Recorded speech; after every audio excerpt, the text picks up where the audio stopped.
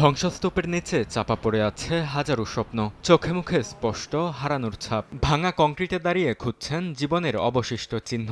এ চরম বাস্তবতা লেবাননের দক্ষিণাঞ্চলের, যেখানে যুদ্ধবিরতির পর নিজের শহরে ফিরতে শুরু করেছেন বাস্তুচ্যুত বাসিন্দারা। ধসে পড়া দেয়াল আর কংক্রিটের মাঝে স্পষ্ট হয়ে উঠেছে ইসরায়েলি বর্বরতার ছাপ। যুদ্ধ শুরুর প্রথম দিন ৩ মেয়েকে নিয়ে অন্য শহরে পালিয়ে যেতে বাধ্য হন তিনি। ফিরে এসে ধ্বংসস্তূপ ছাড়া কিছুই খুঁজে পাননি। ইসরায়েলি হামলায় ধ্বংস হয়ে গেছে তার ঘরবাড়ি।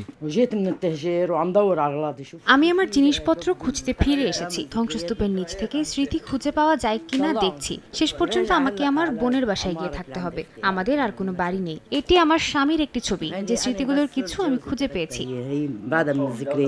লেবাননের হিসাব অনুযায়ী যুদ্ধে ইসরায়েলি হামলায় প্রাণ হারিয়েছেন ২,০০০-এর বেশি মানুষ।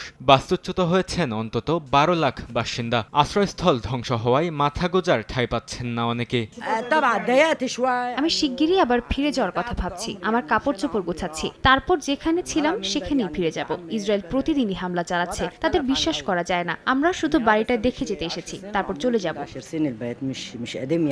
এদিকে যুদ্ধবিরতি ঘিরে কূটনৈতিক বার্তা দিচ্ছে ওয়াশিংটন। মার্কিন প্রেসিডেন্ট ডোনাল্ড ট্রাম্প জানান, ইসরায়েলকে লেবাননে হামলা না চালানোর নির্দেশ দিয়েছে যুক্তরাষ্ট্র। ১০ দিনের এই যুদ্ধবিরতি চুক্তি নতুন আশার জন্ম দিলেও তার স্থায়িত্ব নিয়ে প্রশ্ন রয়েছে জনমনে।